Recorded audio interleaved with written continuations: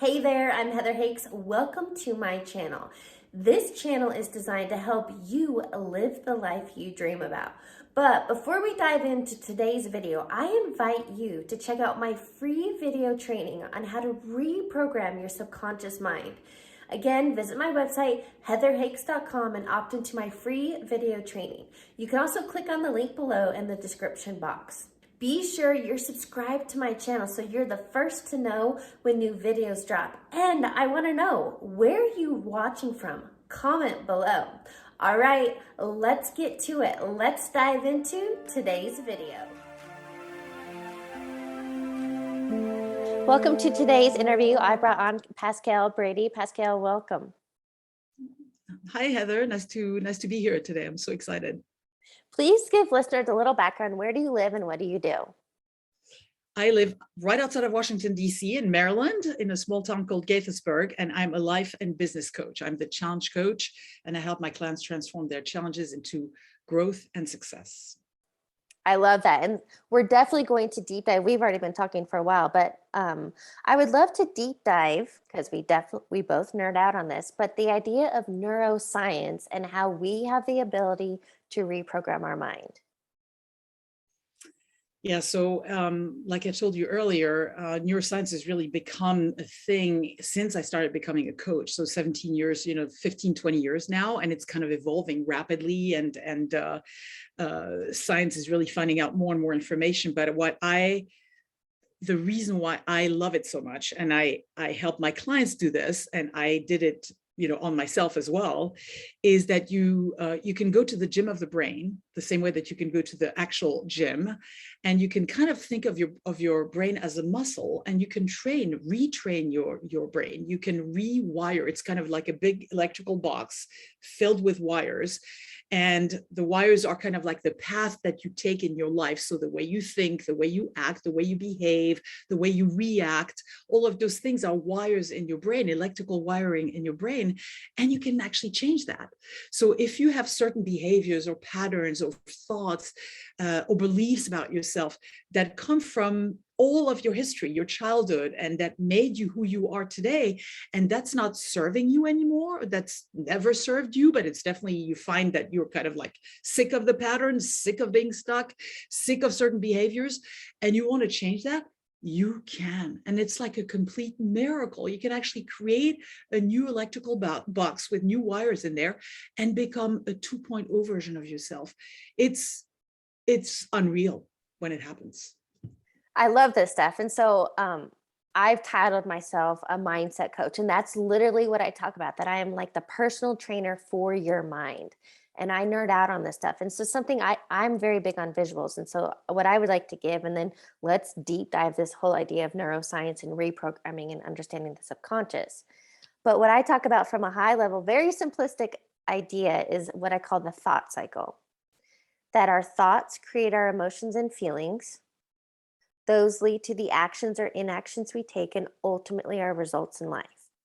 So what I would like to do is give a real world example. So as an example, I think what we can all relate to are the major life buckets. If you currently don't have the finances you want, the health you want, the relationships you want, etc., that's when I always talk about reverse engineering, that it all comes back to thought. So can you give a real world example on people, and because you've coached for so long, people that have these feeling stuck in areas of life, and what can they begin doing to rewire? I wish you had asked me this before we started, so I couldn't think of an example. Okay, I'm just kidding. I've coached hundreds and hundreds of people, so I just have to think of somebody. I don't know why, but I'm just going to trust it, because you and I believe of whatever happens is there for a reason. So there's this one client in particular who came to me because of feeling very insecure and very afraid in the workplace. So she was really self-sabotaging yourself by not being able to be assertive in email responses or in, talking to her team or talking to her management. She was always second guessing herself, and it was almost like sickly. It was almost impossible for her to. So her thought process was, well, what if I make a mistake? What if I'm wrong? What if I send this out and it creates a catastrophe, right? And so we worked a little bit on trying to figure out, where did this come from? What was the original story? How did that originate in her? Because that's always, you don't want to spend a lot of time there, but it's always a good idea to understand where some story and some thought that you have and pattern is coming from, so that then you can better debunk it and make it go. If you know what the narrative is, it's easier to rewrite the narrative. So anyway, that we did that. But then I always tell my clients that really doesn't matter. What matters is what are you going to do differently? How are you going to start thinking differently? How are you going to act differently, so that then those results don't happen anymore and you get the results that you actually want, right? And so the job was to simply practice for the following 2 weeks until our next session, to just, write an email, reread it maybe a couple of times, max. She was forbidden to read it more than a couple of times, and then hit send. So force herself to do that action of, okay, you can check it twice, and then you send it twice. Or I think there was another thing, which is you can sleep on it overnight. So you write it, that day, you sleep on it, you reread it the next morning, and then you hit send. You do your edits and then you hit send. So this practice of the physical movement, of the physicality of actually doing the thing that she was most afraid of, rewired her brain of like, I can do this, and there is no disasters happening, and the world isn't falling apart, and I didn't get fired, and I didn't get in trouble. And, and so little by little, she rebuilt that confidence muscle. She built that new wave in her brain that she was actually capable of sending things. And that kind of like made the fear of, I'm not good enough, I'm going to make a mistake, I'm going to get caught, that was the belief, is I'm going to get caught doing something bad. That slowly, little by little, went away.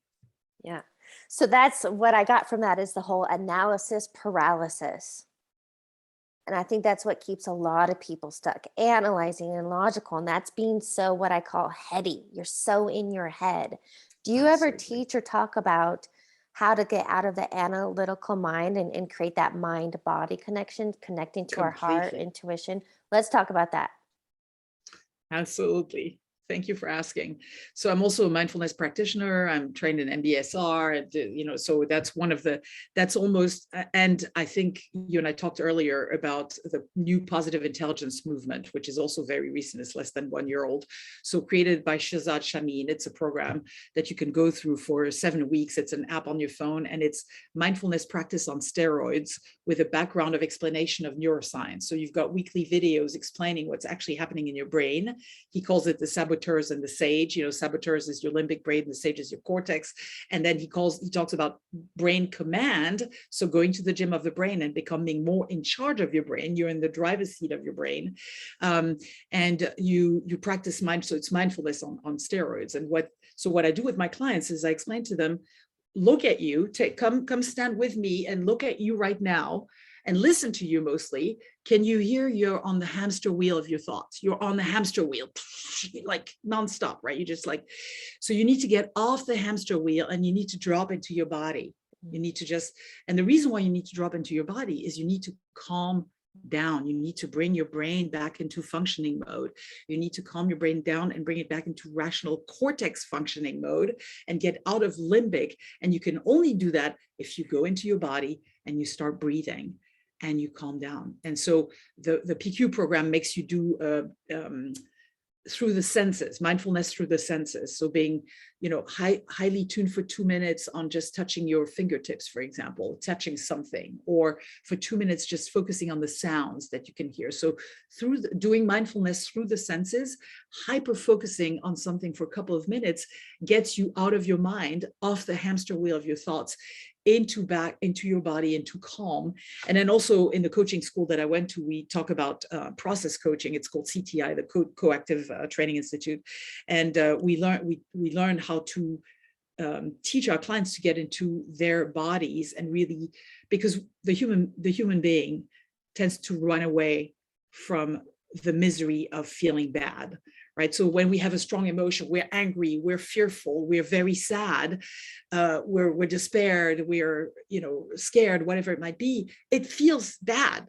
So it's much easier to stay here in the head and to just rationalize and talk about it. And so very often I ask a client, so how does that make you feel? And he says, well, it's like, I think that, and they continue telling you about their thoughts, right? And so it's really difficult to bring people back into, no, but I asked you how it feels. Where does it live in your body?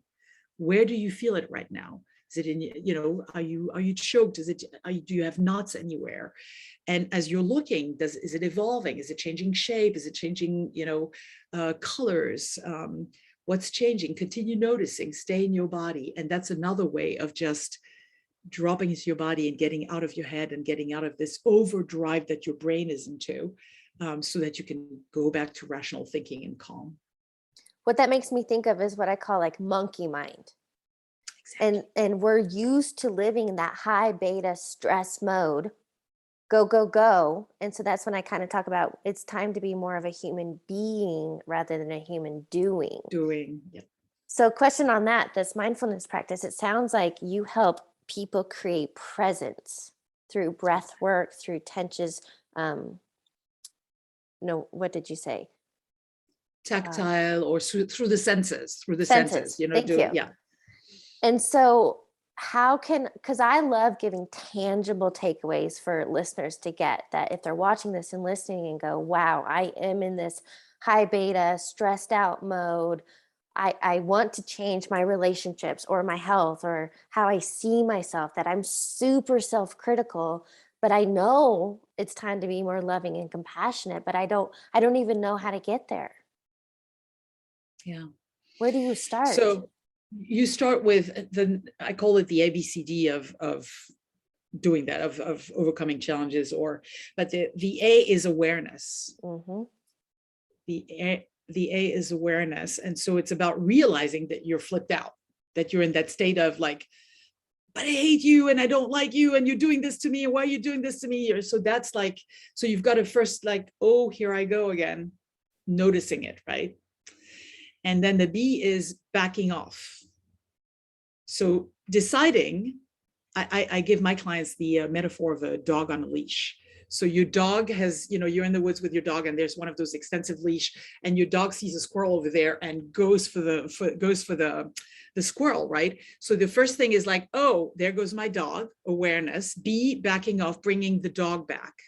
I need to bring the dog back. I need to back off. I need to calm myself down, right? I also teach parent education classes. So for the parent in the middle of a power struggle with a kid, it's like you're realizing you're screaming at your kid, you're deciding you don't want to do that. You don't know how to do something else though. So you just go to the bathroom and you lock the door and you take a few deep breaths. So that's backing off, right? And the C is for calming down. And so that's what you do is you then find something that is doable. Now it's got to be practical, doable.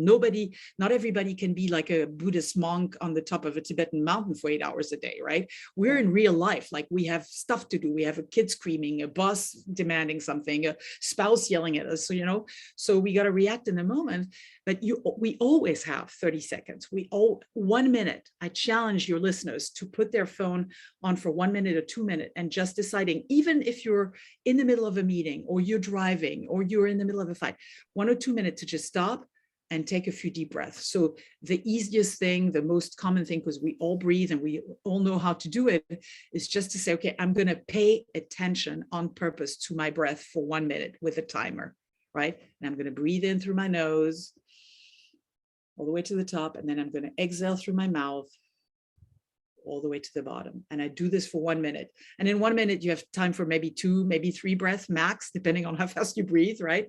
That's it. And that's all it takes. If you're not good at breathing or you don't like breathing or it doesn't, you can just take your fingers and just like rub your fingers against each other, fingertips, with so much attention that you can feel all the ridges of all of your fingers touching one another. Or you can rub your hands and you can feel the heat of the hands against each other. So you can do a tactile thing. You can do an auditory thing. And just like right now I'm talking to you, but at the same time I hear the noises around. Like I just heard a plane go by, so this attuneness that you can kind of like hone in for a minute or two which brings your nervous system back to calm. And now you can deal with whatever issue you're dealing with. What's D? D is decide and do. So then you go into action. Once you have become aware and you've backed off, you've calmed down, now you can decide and do what you can choose your action. I love this. So ultimately, it's the power of the pause when you feel triggered. Okay. Yes, I love that. But I love acronyms and takeaways. And it's like, okay, become aware, bring that untamed dog back, calm down, and then act. So this is about being proactive, not reactive, not knee-jerk reactions. Power of the pause, and then go back. And every time you do that, you create a new synapse in your brain. Every time you do that, instead of just going straight for the 8-lane highway that's in your brain, that is the reactive lane that you've had ever since you were little, that you've become really good at. That's your 8-lane highway in your brain. It's like when somebody says to me, X, I react Z, and that's kind of like the 8-lane highway. But by doing the pause, by doing the ABCD, you're creating a new little path. And so it's a jungle in the beginning. You're like with your machete and you're creating a new path in the jungle. But the more you travel, the more you stop yourself. And you take that new little path instead of the 8-lane highway. Now the 8-lane highway is starting to have cracks and potholes and plants growing on it. And your little path in the jungle is becoming wider, deeper, clearer, and you're taking that new road. I love that's a great visual. So here's a question for you. In this neuroscience and understanding and starting to implement these new techniques, how can we change that narrative? And as an example, I would like to talk about, I just got off a coaching call and this was his example. He very much lives in a lack and scarcity mentality. And I know that comes from his childhood and what he was raised in and what he believes. I think a lot of people experience this. So if we're sitting in a space of lack, scarcity, financial not enoughness, how can we become aware and change the narrative? Because here's a visual that came to me in the last couple of days. That money is always flowing. Money is always there. It's like a faucet. So we can turn it on and just have a trickle, or we can turn it on and free flowing. It is always there. But I think it's our narrative, right? I agree. How do we change the narrative? By changing the narrative. So I'm sorry I'm being glib on you, but the Nike thing, just do it. Truly, it applies here. So I'm an Adlerian coach, Alfred Adler's psychology, Adlerian psychology. Adler is considered the grandfather of all modern psychotherapy and coaching. And so we do a lot of exercises on trying to find where those stories come from, because like we talked about, it's important to understand where it's coming from so you can change it, right? If you don't know what the narrative is, you can't really change it. So anyway, the narrative is, I grew up in a family where money was scarce. So, I remember my parents always saying, we can't buy this. We don't have enough money. We're not going to be able to pay the rent. And that might be the recurring story, the narrative in the head, right? And so you, as a Mr. Client, you get to rewrite that story. So write the original narrative, write those things that are popping up in your head. With my clients, I talk a lot about their saboteurs. Those are those little negative voices that often come from childhood. So write that particular narrative down. And then your homework between now and next session is to rewrite it. Write a new narrative that is going to be the story that you want to live by from now on. And again, it's exactly what we just talked about. As soon as you do that, your 8-lane highway is not enough money. I'm not going to have enough to pay the rent. I'm not going to have enough to retire. I won't be able to pay for college for my kids, right? That's your 8-lane highway. But you rewrite that narrative and you say, I'm not my parents. And so my new narrative is, I have plenty and there will be enough. Things will always be okay because I trust myself and my capacity to make a living. And from now on, I will live from a place of trust in myself and abundance. And that's what you write. That's your new narrative. And then you decide that you start living that way. So next time the thought crosses your mind, oh my God, your kid wants, a new toy or whatever, the new iPhone, and you're like getting a panic attack. So you do the ABCD. You're noticing you have a panic attack. You become aware. You back off. You calm yourself down. You breathe. You calm yourself down. You say, "Oh, that's the narrative. Why did I write that new narrative? Okay, I'm deciding this now instead." And you say, "Okay, son, I don't know how we're going to figure this out, but we are. Let's go to the store. And then we're going to figure out a payment plan. We're going to work together. You're going to help me pay for this, whatever." Right. So meanwhile, what am I doing in my brain? I did refuse to go down the highway. And instead I went down my little path in the jungle, and I'm creating a new path. Right. So that's how. So question for you, because I think, and that's great, I understand rewriting the narrative, or people are really big on affirmations, and I think affirmations are a great start. However, what I would like to ask you is, affirmations are still the tip, because that's still the thinking mind. And I have realized the importance of, I can't just think this new thought, I have to feel abundant. Yes. Yes. So how do you teach that? Yes, saying this new statement, but when you think it and you feel it, then you're raising your vibe, your energy, your thinking, doing this new version of you, and that's how you're going to also pave these new highways. Right. So hold on. What is your question? How do you get to feel it? How do you get that emotion? Yeah, I think it's Okay. important to combine thought and feeling. Right. So you gave me that little model of the thought model that you told me, right? Thought leading to emotion, leading to action, leading to results, right? So if you change your narrative, so you change your thinking and you say, I'm going to be fine, right? You got to fake it till you make it. So the way that you create that emotion is, in the beginning, it's not really there. You don't really trust yourself. You've written it because your coach told you to, but you're not there yet. But the thing is, so you bypass the emotional thing. You just say, okay, I'm just going to not feel anything at all. I'm just going to refuse to feel. Come on, son, let's go to the Apple store. We're going to look at iPhones. You're now in action, right? So your action is you're going to the iPhone store. The result is that you're buying an iPhone. Then you're okay. Somehow you make it work because you've paid for it. So that's it. You got to figure it out. And now your emotions change because now you have proof in the pudding that this actually worked out, right? And so you fake it till you make it. Alfred Adler, the guy I just mentioned, he said, you pretend as if. So the action, the movement, the doing of life, because see, life happens at the level of movement, of action, not of thoughts, not of words. That doesn't matter what's in our heads. What matters is, what do we do? And as we do, then we create new feelings. Then we create belief in ourselves. Then we prove to ourselves that we can, that it's working, that it's actually happening. And now as a result, we can feel the emotions, we can relax, we can trust, we can believe, do you see what I mean? So it's just like it's just like framed a little bit differently. But in the beginning, you just have to trust your coach. She told you to write the narrative and she told you to live it. So you're going to go do this. And now you're starting to feel different.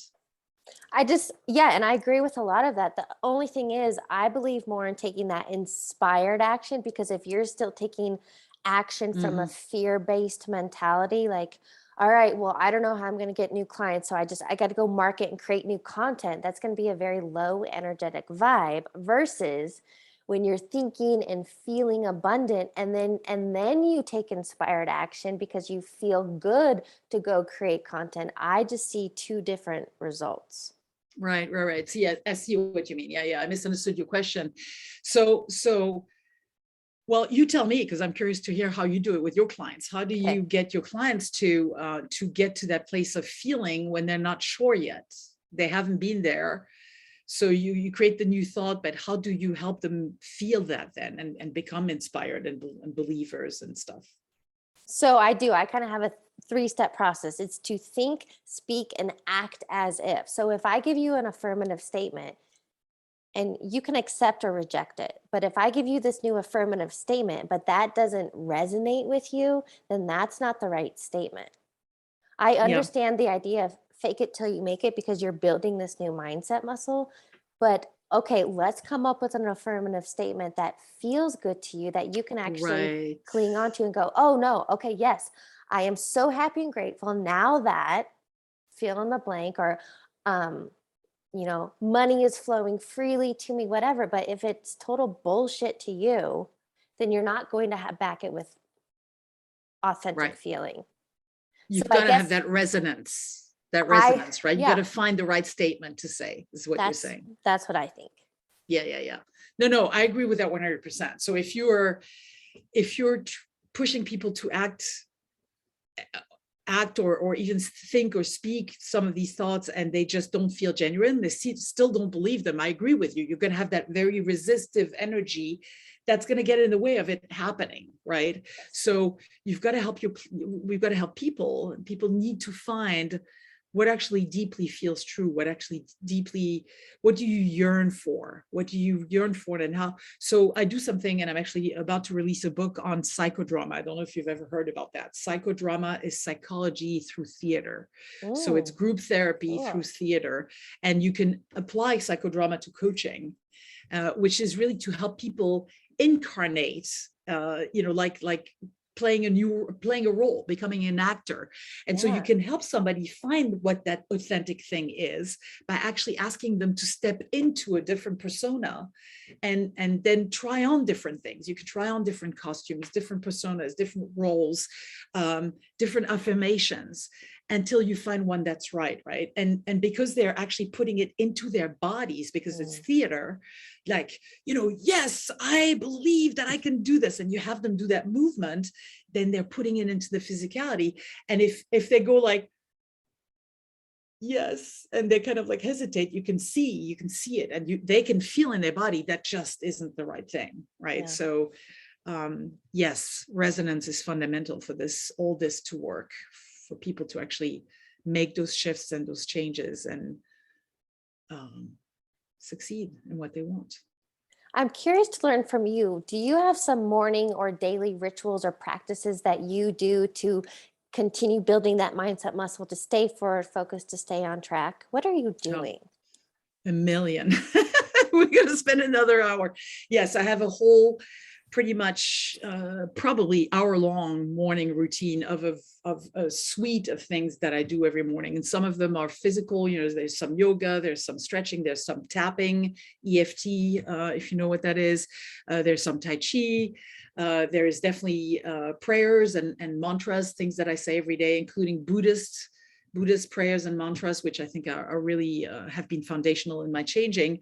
And so that's like my morning kickoff of the day. Then there's a lot of reading. I have I have a gazillion inspirational books, and I pick one, wherever my hand reaches, Mhm. is the one I'm supposed to be reading. I open any page, I read, I share it with the world, because I care a lot about, I think all of that is all for me, but that doesn't do anything. I really want to go and share it with people. So I do.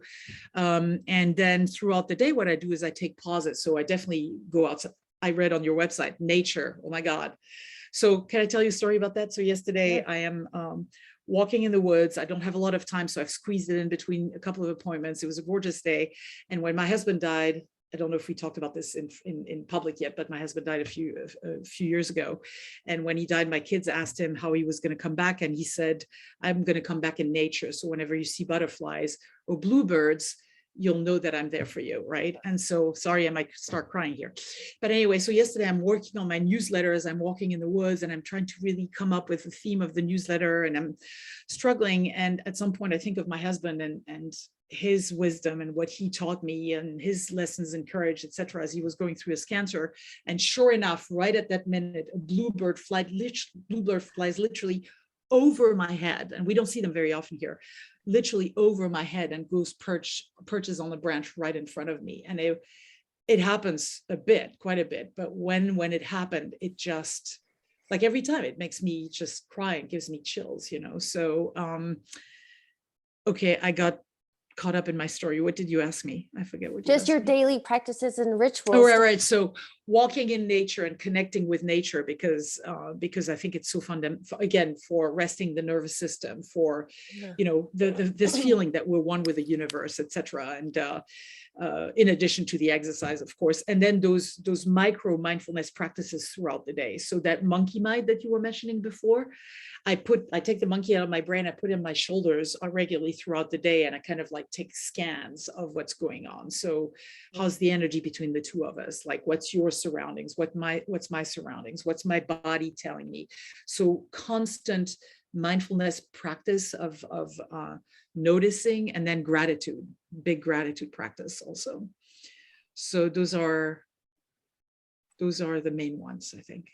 My takeaway from all that is you are very mindful and intentional with how you're spending your day, where your actions are, your energy, and that's how you become a conscious creator. Absolutely. So question for you, because we only got to kind of, just a tip of the iceberg about neuroscience and what you shared today, but what is one key takeaway you want listeners to get?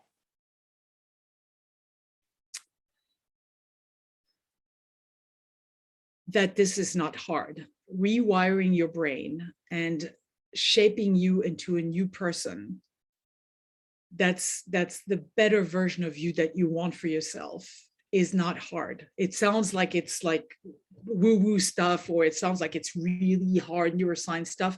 It is actually much easier than going to the actual gym. So if you have 250 pounds or 150 pounds to lose, or 50 pounds to lose, and going to the gym and working with a personal trainer and going on the diet, that's going to take a long time, and that's going to be hard, blood, sweat, and tears, right? Rewiring your brain is not that hard. It doesn't hurt as much. It's not as painful. It is just this constant mindfulness and this constant practice. I really love that metaphor of the dog on the leash. You just keep bringing the dog back. You keep bringing the dog back, and you tell the dog, you train the dog to do what you want it to do. You create new neural pathways in your brain.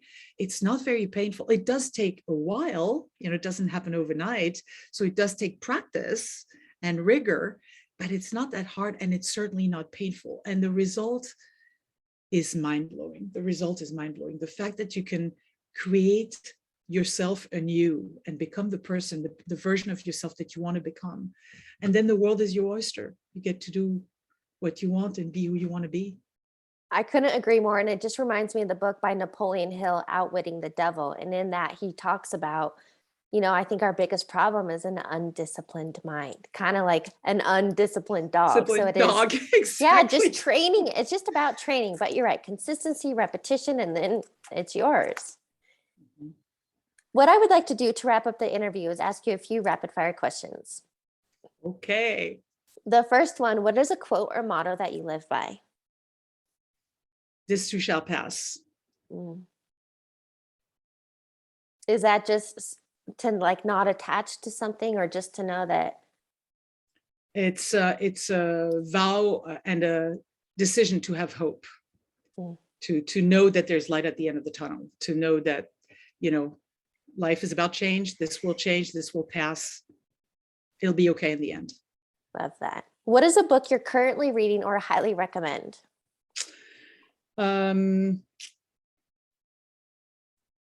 Okay, it's on my nightstand, and I have very bad memory. I cannot remember the title of it. So, stumping me. Ask me another one, and hopefully the book will come up. Okay. Final question. What advice would you give your younger self? It's not all about you. It's not all about you. And when you do for others, in the end, you're better off. I found a book that is that I just got from John O'Donohue, and it's called The Invisible Embrace: Beauty, Rediscovering the True Sources of Compassion, Serenity, and Hope, by the wonderful Irish poet John O'Donohue. So it's kind of one of my morning books that I was just telling you about, with poems and stories of just beauty and how to find beauty in the world. So it's an anchor.